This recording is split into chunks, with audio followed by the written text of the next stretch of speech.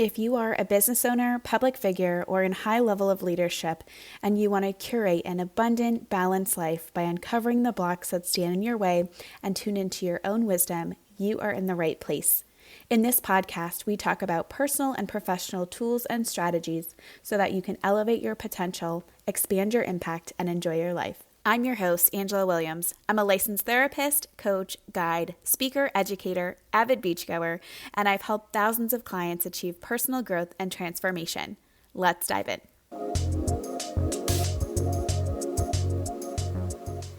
Welcome back to the show. Today we're going to talk about why it's so hard to break our patterns. This is kind of like a part 2 or a follow-up from our last podcast episode when we talked about the ways that we are and aren't our patterns.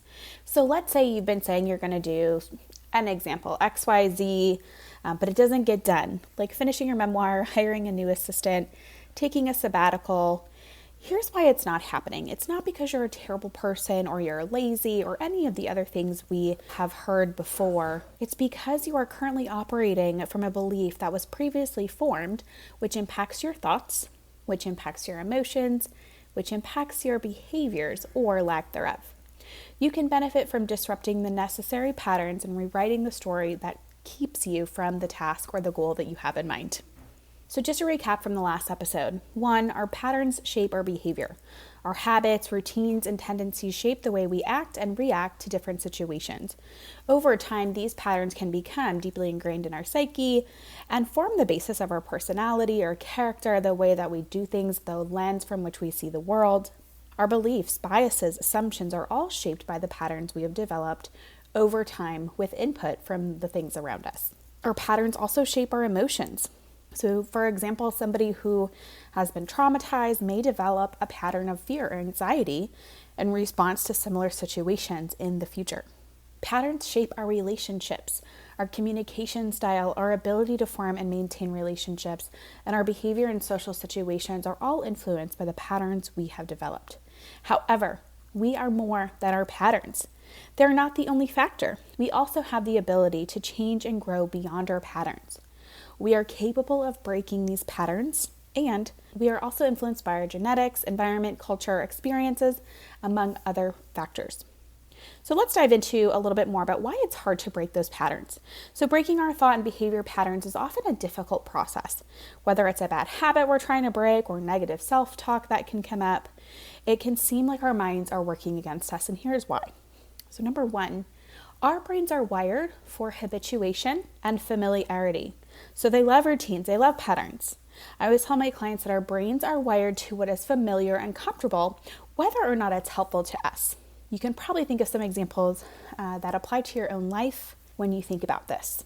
Many of our thoughts and behaviors are linked to emotional triggers, which can be difficult to overcome. This is why you can look at a situation logically, but still feel those emotional stuck points. Overcoming these patterns requires that you identify the triggers and learn new coping skills or mechanisms to work through them as we are rewiring the brain to the preferred belief and action steps, which requires intentionality on your part. We often have subconscious beliefs that reinforce our patterns. So sometimes our patterns are reinforced by beliefs that we may not even be aware of yet. So for example, somebody with low self-esteem may have developed these unhelpful thought patterns that reinforce their belief that they're not good enough. These thought patterns may have developed from lived experiences in the past or messages they have received from others, parents, siblings, peers, authority figures. Overcoming these patterns requires identifying the underlying beliefs and changing them to create a new neural pathway from which to operate. Our environments can also reinforce our patterns. For example, someone who's trying to quit drinking alcohol may find it difficult if they're constantly surrounded by bars, places, or people that they used to drink at or with. So overcoming these patterns may require changing our environments or finding new ways to relate to these triggers in our current environment. Breaking patterns requires conscious effort and practice. This is the biggest block to my clients' progress when they don't practice actively engaging with the process of disrupting and rewriting the old pattern. So it's not enough simply to recognize those patterns. That's just step 1. We must actively work to replace them with new, healthier patterns and information. This requires mindfulness, persistence, and patience. There's a lot of thought out there that it takes a long time to do this, and in some cases it takes longer than others, but using things like the brain soul formula that I created, EMDR, somatic coaching, positive psychology, and other tools and methods, we can make it lighter, easier, and more efficient. I always tell my clients there are two levers we pull when we're working on changing our mindset, emotions, and behaviors. One is automatic. So this is where accelerated coaching and, for example, EMDR comes into play while we are working on a very specific set of information and we're stimulating both sides of the brain while moving from maladaptive to adaptive information. And the other is manual. We have to be actively aware of our thoughts, our patterns, our activities, and work to actively disrupt, change, do something different, talk to ourselves on a higher, more loving, more motivating level, etc. In the last episode, I shared my story of getting caught in a pattern of burnout. So here's the rest of that transformation story, as I promised. First of all, I recognized that I needed to change after feeling so stuck in my own life and work routine that it didn't feel good. I was actually getting more headaches, tension, illness than ever before. I sought my own professional support to get me through this, y'all. Okay, so please know, professionals need professionals. This can be challenging to do on your own when you're trying to make a big change. So notice that you have those resources available. I was able to disrupt my pattern of overworking by first identifying that pattern and then clarifying the beliefs that were fueling that behavior. So I was trying to prove myself over and over, not feeling good enough, right? Those are some of those core unhelpful beliefs. I felt like I was going to let people down if I didn't do it all. There were also important realizations I had about the familial and societal beliefs coming into the picture, working hard, working without breaks, working to be the best, being kind and pleasing of others. So I worked to shift my belief from one that worthiness comes from output and working hard into I am worthy and more than good enough just the way I am, fully feeling the emotions behind it. Because it's one thing to say it and not feel it to be true. There's another to do that work and transform yourself, your mindset, into fully feeling those emotions behind it. That makes it feel very true for us. So we can really feel that truth in our beliefs when we work through and resolve those old stories, memories, and even traumas. We continue in our patterns because we're working off of well-oiled old neural networks. We then create new neural pathways and networks with the adaptive beliefs, with the helpful information that we have now, so that we can operate off of a new and updated story. I was also intentional to catch myself when I was trying to revert to old patterns or had that voice in my head saying, you must do this and you're lazy if you don't. It took an increase in mindfulness to talk myself through to the new story and the new preferred way of living. Again, one of those myths about mindset shifts and internal work is that it has to take a long time. But when I started to do the work, it moved pretty quickly. I was able to use those tools, EMDR, somatic coaching, mindfulness, and positive psychology to make more of that impactful change in a shorter amount of time. A lot of these tools cut significant amounts of time. So for example, when I work with clients, I call EMDR the automatic process because we're able to tap into the deep work by stimulating both sides of the brain. And we're going to talk more about this in future episodes.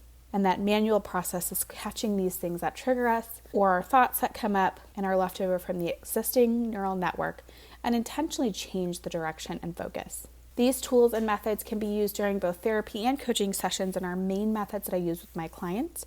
I've had clients tell me that they've had years of CBT therapy that didn't seem to work and noticed big and deep changes with only a few sessions of EMDR in both therapeutic and coaching applications. So this is what I do with my clients. We first identify your vision. What do you want your present and future to look like? Then we identify the patterns, beliefs, emotions, and behaviors that you're operating with now. What got you here to begin with? Then we identify and enhance supportive beliefs, the ways that you want to think and feel about yourself and your abilities, which allows you to tap into your potential. There were a lot of times along my journey when I had to catch myself saying, hey, it's okay. It's okay to rest. I give myself permission to say no or ask for help.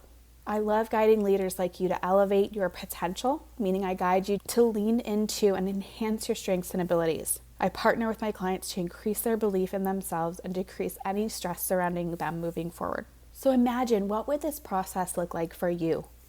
What patterns would you benefit from disrupting? What stories would you benefit from rewriting? How would you feel if you leaned more into your vision and incorporated more mindfulness and enhanced your strengths. Hey, if you're listening to this and you're a leader or business owner who has found success and wants more impact and influence while living the best version of your life, I invite you to work with me. Together, we partner to position your mindset so that you can easily increase your focus for your next public performance or speaking engagement, shift any hesitations about pursuing your huge vision into confidence and excitement, move into a lifestyle of more simplicity, ease, and joy, tune into your own inner wisdom amidst the noise of your industry, society, and more.